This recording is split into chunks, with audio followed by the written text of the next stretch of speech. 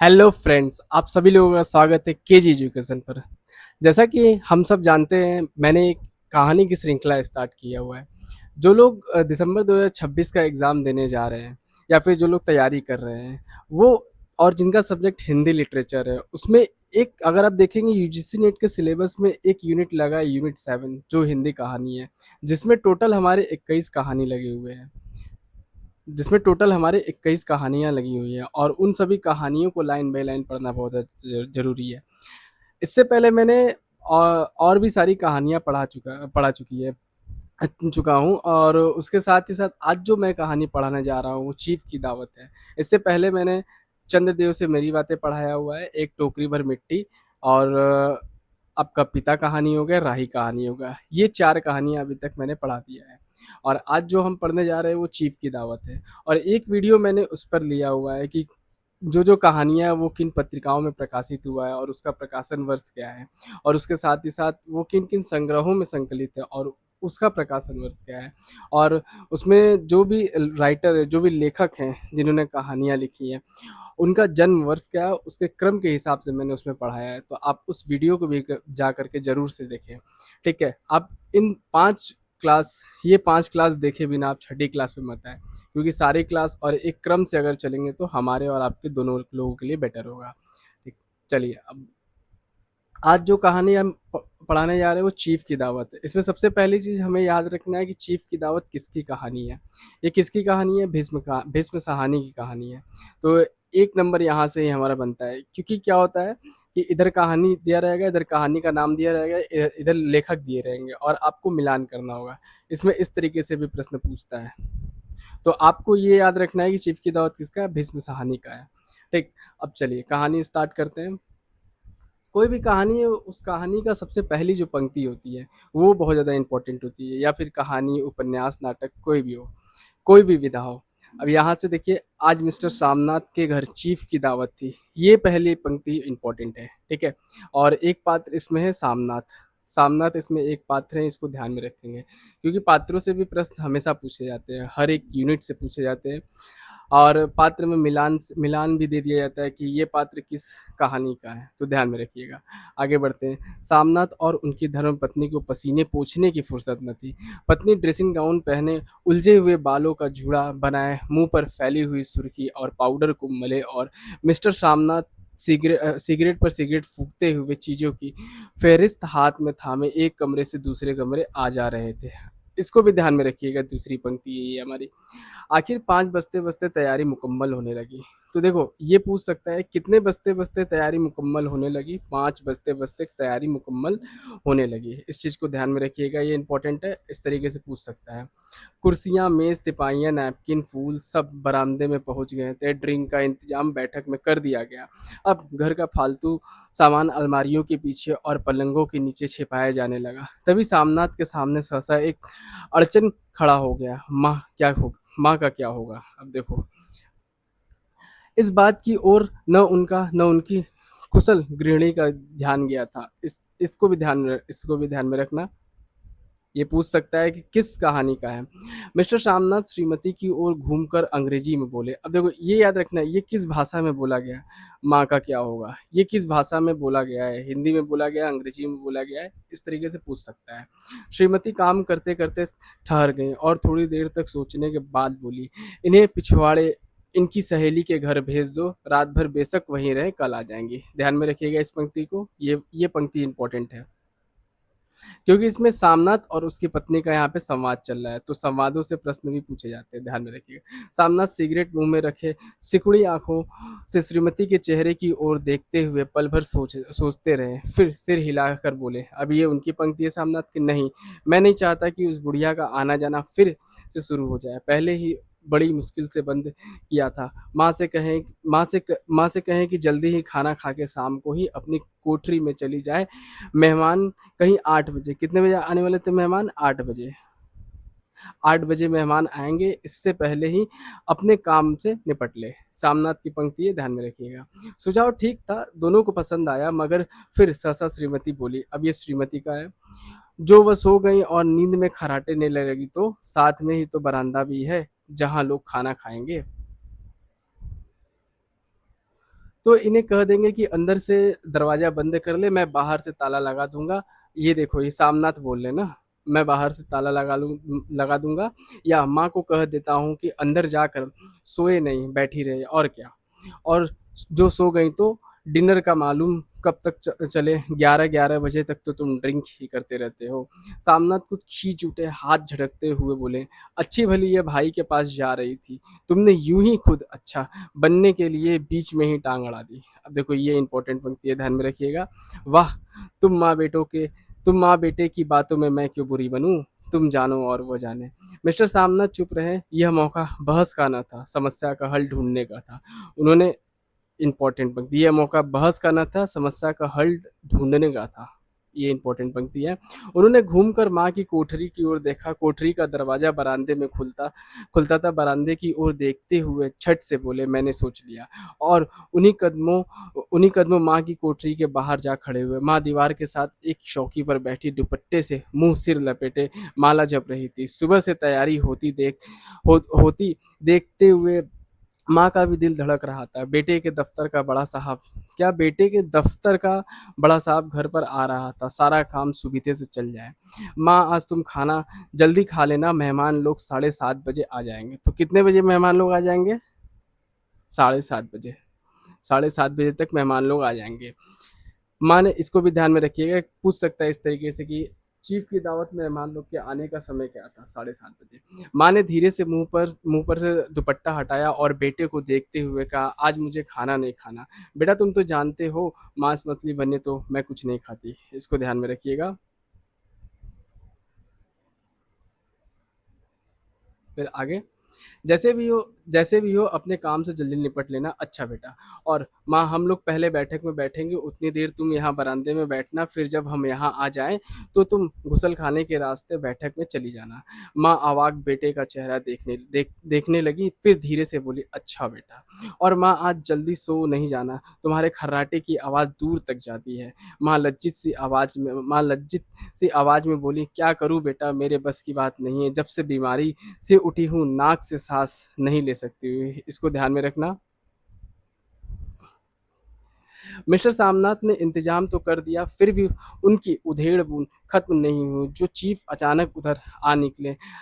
8-10 मेहमान होंगे, देसी अफसर, उनकी स्त्रियां होंगी, कोई भी गुसल खाने की तरफ जा सकता है। क्षोभ और क्रोध से वह जुझलाने लगे। एक कुर्सी को उठाकर बरामदे में कोठरी के बाहर रखते हुए बोले, आओ माँ, इस पर बैठो, इस पर जरा बैठो। तो माँ माला संभालती, पल्ला ठीक करती और धीरे से कुर्सी पर आकर बैठ गई।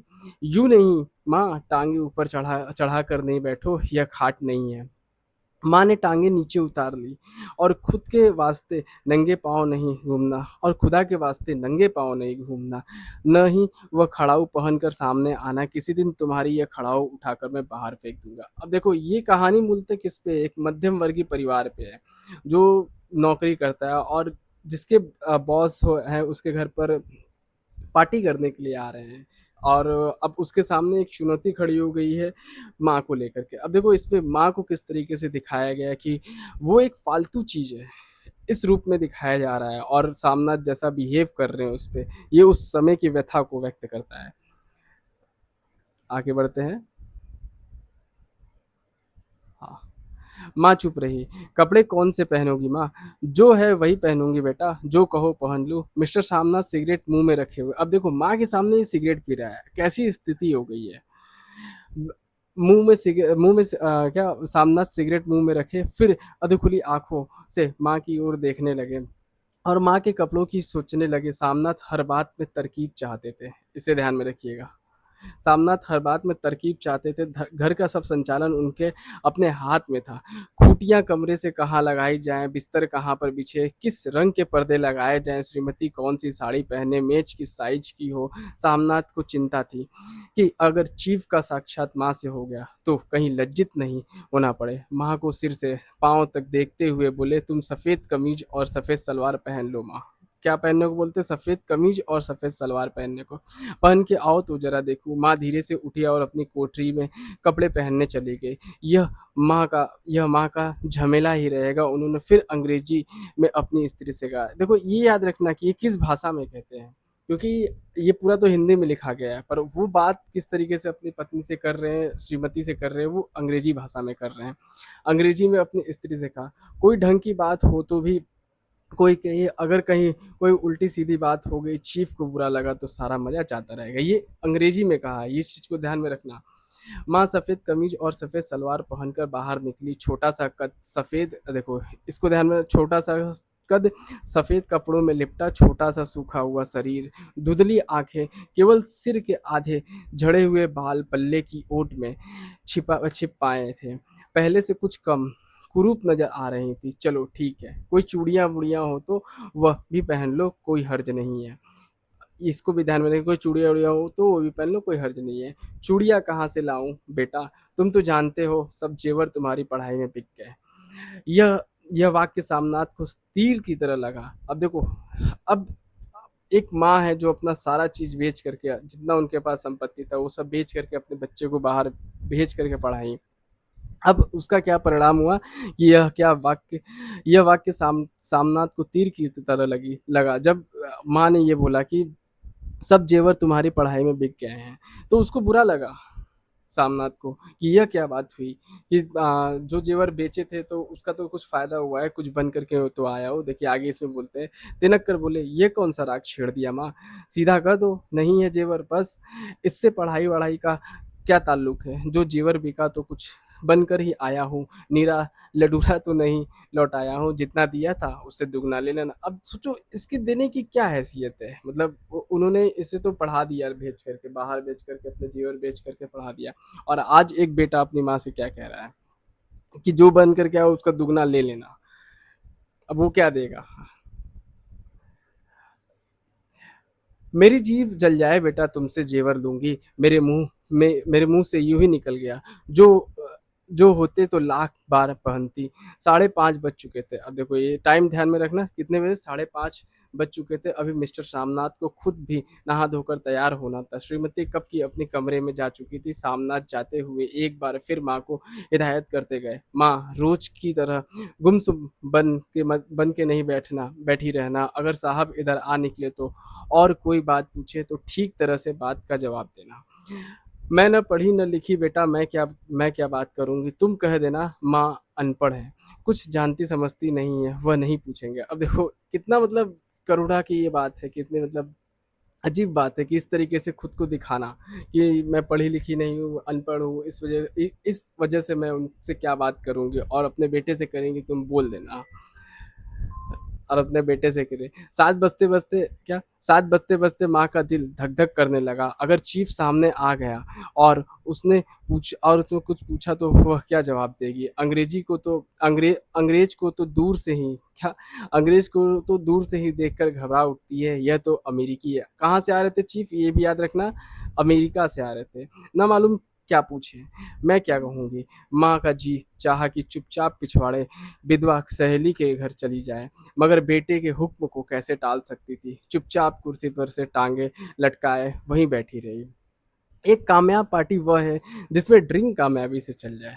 ये देखो, एक कामयाब पार्टी क्या है? वो है जिसमें ड्रिंक कामयाबी से चल जाए। सामनाथ की पार्टी सफलता के शिखर शिखर चूमने लगी। वार्तालाप उसी रौ में बह रहा था जिस रौ में गिलास भरे जा रहे थे। कहीं कोई रुकावट न थी, कोई अड़चन न थी। साहब को विस्की पसंद आई थी। अब ये ध्यान रखें किसको क्या पसंद आया था। साहब को विस्की पसंद आई थी, मैम साहब को पर्दे पसंद आए थे, सोफा कवर का डिजाइन पसंद आया था, कमरे की सजावट पसंद आई थी। इससे बढ़कर क्या चाहिए? साहब तो ड्रिंक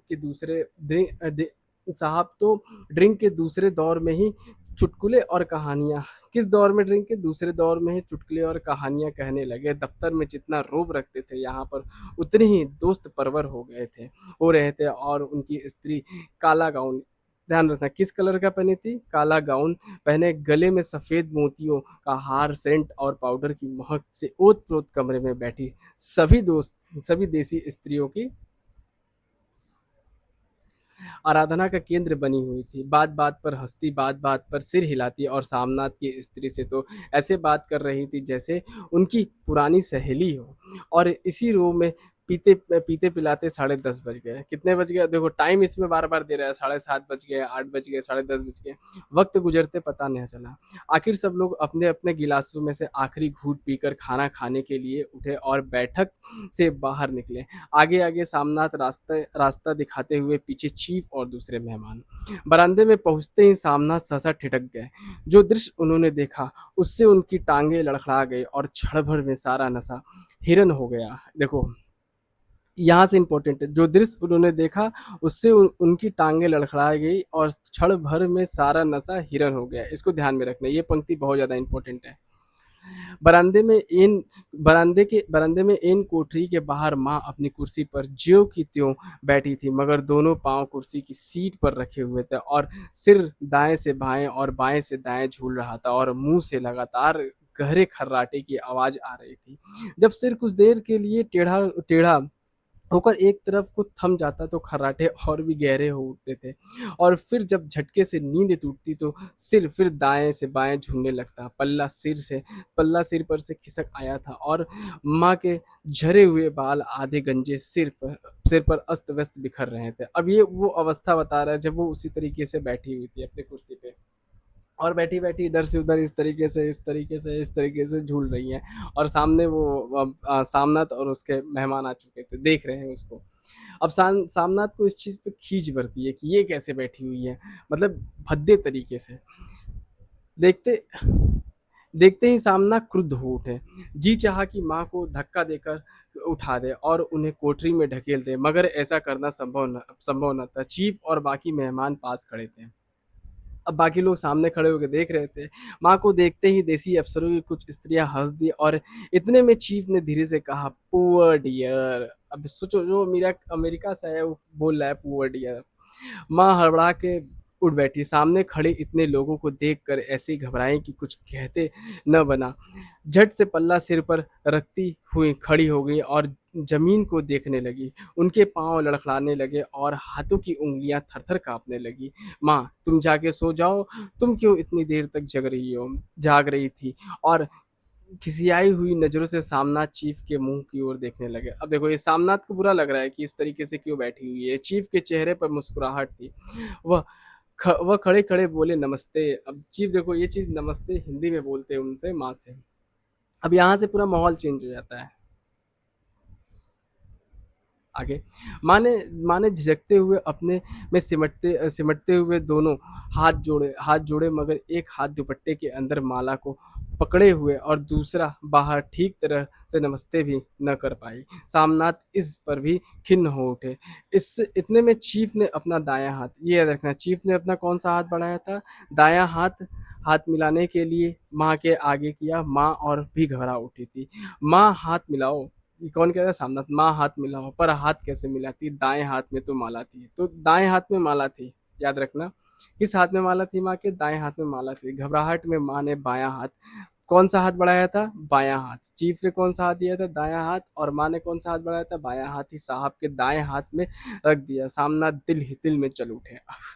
देसी अफ़सरों की स्त्रियाँ खिलखिलाकर हँस पड़ी। यूँ नहीं माँ, तुम तो जानती हो दायाँ हाथ मिलाया जाता है, दायाँ हाथ मिलाओ। मगर तब तक चीफ माँ का बायाँ हाथ ही बार-बार हिलाकर कह रहे थे, औ हाउ डू यू डू? कहो माँ, मैं ठीक हूँ, खैरियत से हूँ। माँ कुछ बड़बड़ाई। माँ कहती है, मैं ठीक हूँ, कहो माँ, हाउ डू यू डू? माँ धीरे से सकुचाते हुए बोली, who do do? He do do बोलती है, ये माँ बोलती है, ही डू डू। एक बार फिर कहा उठा। अब देखो, ये बात बोलते ही लोग हँस पड़े। अब वहाँ का माहौल जो था वो ठंडा हो गया। एक तनाव भरा माहौल था, अब वो ठंडा हो गया। वातावरण हल्का होने लगा। साहब ने स्थिति संभाल ली थी। लोग हंसने चौंकने लगे। सामनाथ के मन का क्षोभ भी कुछ कुछ कम होने लगा था। साहब अपने हाथ में माँ का हाथ अब भी पकड़े हुए थे और माँ सिकुड़ी जा रही थी। साहब के मुंह में शराब की बू आ रही थी। सामनाथ अंग्रेजी में बोले। अब देखो, फिर अंग्रेजी में बोलते हैं सामनाथ अपने साहब से, क्या? मेरी माँ गांव की रहने वाली है, उम्र भर गांव में ही रही है, इसलिए आपसे लजाती है। ध्यान में रखिएगा इस चीज को। ये किस भाषा में बोला गया? अंग्रेजी में। किससे बोला गया था? अपने साहब से बोला गया था। साहब इस पर खुश नजर आए, बोले, सच? मुझे गांव के लोग बहुत पसंद है। अब देखो, साहब को क्या गाँव के लोग पसंद थे। तब तो तुम्हारी माँ गाँव के गीत नाच भी जानती होंगी। चीफ खुशी से सिर हिलाते हुए माँ को टकटकी बांधे देखने लगे। माँ साहब कहते हैं कोई गाना सुनाओ। अभी देखो सामनाथ कह रहा है ये कि माँ साहब कहते हैं कोई गाना सुनाओ, कोई पुराना गीत तुम्हें तो कितने ही याद होंगे। माँ धीरे से बोली, मैं क्या गाऊं बेटा, मैंने कब गाया है। वाह माँ, मेहमान का कहा कोई टालता है। साहब ने इतना रीच से कहा है, नहीं गाओ तो साहब बुरा मानेंगे। मैं क्या गाऊं बेटा, मुझे क्या आता है। वाह, कोई बढ़िया टप्पे सुना दो। क्या बोलते हैं सामनाथ? टप्पे सुनाने को, पत्तर दो पत्तर अनार दे, ये सामनाथ बोलता है सुनाने को। देसी अफसर और उनकी स्त्रियों ने इस सुझाव पर तालियां थालियां पीटी। माँ कभी दीन दृष्टि से, ये देखो माँ कभी दीन दृष्टि के बेटे के चेहरे को देखती, कभी पास खड़ी बहू के चेहरे को। इतने में बेटे ने गंभीर आदेश भरे लिहाज से कहा, माँ। ये मतलब ये किस लिहाज से कहा था? गंभीर आदेश भरे लिहाज से। इसके बाद हाँ या ना का सवाल ही ना उठा था। माँ बैठ गई और क्षीण दुर्बर लर्जाती आवाज में एक पुराना विवाह का गीत गाने लगी। क्या? एक पुराना गीत गाने लगी। कौन सा गीत गाने लगी? हिरिया नी माए, हिरिया नी भेड़े, हिरिया तो भागी भरिया। ये इंपॉर्टेंट गीत है, याद रखना है। किस में का है? चीफ की दावत में का है। देसी स्त्रियां खिलखिला के हंस हंस उठी थी। तीन पंक्ति में गा के माँ चुप हो गई थी। बरामदा तालियों से गूंज उठा था। साहब तालियां पीटना बंद ही न करते थे। सामनाथ की खींच प्रसन्नता और गर्व में बदल उठी थी। माँ ने पार्टी में नया रंग भर दिया था। तो गाने के बाद पूरा का पूरा पार्टी का माहौल एकदम ढीला पड़ गया था। तालियां थमने पर साहब बोले, पंजाब के गांव, देखो पंजाब का जिक्र है, याद रखना। ये साहब बोल रहे हैं, ठीक है, सामनाथ के साहब बोले, पंजाब के गांव की दस्तकारी क्या है। सामनाथ खुशी में झूम रहे थे। बोले, ओ बहुत कुछ साहब, मैं आपको एक सेट उन चीजों का भेंट करूंगा, आप उन्हें देखकर खुश होंगे। मगर साहब ने सिर हिलाकर अंग्रेजी में पूछा, नहीं, मैं दुकान का, ये बोलते साहब बोलते, मैं दुकानों की चीज नहीं मांगता है। पंजाबियों के घरों में क्या बनता है? औरतें खुद क्या बनाती हैं? सामनाथ कुछ सोचते हुए बोले, लड़कियां गुड़ियां बनाती हैं और फुलकारियां। ध्यान में रखिए, क्या क्या बनता है? गुड़ियां बनाती है और फुलकारियां। फुलकारी क्या? सामनाथ फुलकारी का मतलब समझाने की असफल चेष्टा करने के बाद माँ को बोले, क्यों माँ, कोई पुरानी फुलकारी घर में है? माँ चुपचाप अंदर अंदर गई और अपनी पुरानी फुलकारी उठा लें। साहब बड़ी रुचि से फुलकारी देखने लगे। पुरानी फुलकारी थी, जगह जगह से उसके तागे तागे टूट रहे थे और कपड़ा फटने लगा था। साहब की रुचि को देखकर सामनाथ बोले, यह यह फटी हुई है साहब, मैं आपको नई बनवा दूंगा। माँ बना देंगी। क्यों माँ, साहब को फुलकारी बहुत पसंद है, इन्हें ऐसी ही एक फुलकारी बना दोगी? तो ये याद रखना कि साहब को क्या पसंद आया। माँ के हाथ का बना हुआ क्या पसंद आया था? फुलकारी। और ये प्रश्न पूछा हुआ है पीवाईक्यू, अगर आप देखेंगे तो उसमें इस तरीके से ये पूछा हुआ है कि साहब को क्या पसंद आया था? फुलकारी। माँ चुप रही, फिर डरते डरते धीरे से बोली, अब मेरी नजर कहाँ है बेटा, बूढ़ी आंखें क्या देखेंगी। मगर माँ का वाक्य बीच में ही तोड़ते हुए सामनाथ साहब से बोले, वह जरूर बना देंगी, आप उसे देख कर खुश होंगे। साहब ने सिर हिलाया, धन्यवाद किया और हल्के हल्के झूमते हुए खाने की मेज की ओर बढ़ गए। बाकी मेहमान भी उनके पीछे पीछे हो लिए। जब मेहमान बैठ गए और माँ पर से सबकी आंखें हट गईं, तो माँ धीरे से कुर्सी पर से उठी और सबसे नजरें बचाती अपनी कोठरी में चली गई। हाँ, अब आगे। मगर कोठरी में बैठने की देरी थी कि आंखों में छल छल आंसू बहने लगे। अब मतलब इतना इतना कुछ देख करके उनको बहुत ज्यादा मतलब गलानी होने लगी, बहुत ज्यादा शर्म आने लगा था। इस वजह से वो अपने कोठरी में जाते ही रोने लगी थी कि ये मैंने क्या कर दिया, सामनाथ ने क्या बोला था करने को, परंतु क्या हो गया। इस तरीके से सामने आकर के उन्होंने प्रश्न किया और मैं कोई जवाब न दे सकी। मतलब उनको बहुत ज्यादा अपने आप में एक गिल्ट फीलिंग होने लगी थी। वह दुपट्टे से बार बार उन्हें पोंछती, पर वह बार बार उमड़ आते थे, जैसे बरसों का बांध, यहाँ से जैसे बरसों का बांध तोड़कर उमड़ आए हों। ये इंपॉर्टेंट पंक्ति है, ध्यान में रखिएगा। माँ ने बहुतेरे दिल को समझाया, हाथ जोड़े, भगवान का नाम लिया, बेटे के चिरायु होने की प्रार्थना की। बार-बार आँखें बंद की मगर आँसू बरसात के पानी की तरह जैसे थमने में ही ना आते थे। आधी रात का वक़्त होगा, मेहमान खाना खाकर एक-एक करके जा चुके थे। माँ दीवार से सटकर बैठी, आँखें फाड़े दीवार को देखे जा रही थीं। घर के वातावरण में तनाव ढीला पड़ चुका था, मोहल्ले यहाँ ध्यान रखना, घर के वातावरण में तनाव ढीला पड़ चुका है, मोहल्ले की निस्तब्धता सामनाथ के घर भी छा चुकी थी, केवल रसोई में प्लेटों के खनकने की आवाज़ आ रही थी। तभी सहसा माँ की कोठरी का दरवाज़ा ज़ोर से खटकने लगा। माँ दरवाज़ा खोलो। माँ का दिल बैठ गया था, हड़बड़ा कर उठ बैठी। क्या मुझसे फिर कोई भूल हो गई? माँ कितनी देर से अपने आप को कोस रही थी कि क्यों उन्होंने क्यों उन्हें नींद आ गई? क्यों वो ऊँघने लगी? क्या बेटे ने अभी तक क्षमा नहीं किया है? माँ उठी और काँपते हाथों से दरवाज़ा खोल दिया। दरवाज़े खोलते ही सामना झूमते हुए आगे बढ़ आए और माँ को आलिंगन में भर लिया। अब सोचो ये मतलब ड्रिंक किया हुआ है, सिगरेट किया हुआ है, इस तरीके से माँ के सामने जा रहा है। मतलब कोई व्यवहार, कोई शिष्टाचार नाम की चीज़ ही नहीं उस इसमें दिखाई दे रही है सामनाथ में। ओ अम्मी तुमने तो आज रंग ला दिया है। साहब तुमसे इतना खुश हुआ कि क्या कहूँ ओ अम्मी अम्मी। माँ की छोटी सी काया सिमट कर बेटे के आलिंगन में छिप गई। माँ की आंखों में फिर आंसू आ गए। उन्हें पोंछती हुई धीरे से बोली, बेटा तुम मुझे हरिद्वार, देखो हरिद्वार का जिक्र हुआ, याद रखना पंजाब का जिक्र हुआ और हरिद्वार का, तुम मुझे हरिद्वार भेज दो, मैं कब से कह रही हूँ। सामनाथ का झूमना सहसा बंद हो गया और उनकी परेशानी पर फिर तनाव के बल पड़ गए। उन्हीं बाहों उन्हीं बाहें उनकी बाहें माँ के शरीर पर से हट आई थी। क्या कहा माँ? यह कौन सा राग तुमने छेड़ दिया है? ध्यान में रखना इस चीज को। आगे। हाँ, सामनाथ का क्रोध बढ़ने लगा था, बोलते हुए तुम मुझे बदनाम करना चाहती हो ताकि दुनिया कहे कि बेटा माँ को अपने पास नहीं रख सकता। ये इंपॉर्टेंट पंक्ति है, ध्यान में रखिएगा। नहीं बेटा, अब तुम अपनी बहू के साथ जैसे मन चाहे रहो। मैंने अपना खा पहन लिया है, अब यहाँ क्या करूँगी? जो थोड़े दिन ज़िंदगी के बाकी हैं, भगवान का नाम लूँगी। तुम मुझे हरिद्वार भेज दो। ध्यान में रखिएगा। तुम चली जाओगी तो फुलकारी कौन बनाएगा? साहब से तुम्हारे सामने ही फुलकारी देने का इकरार किया है।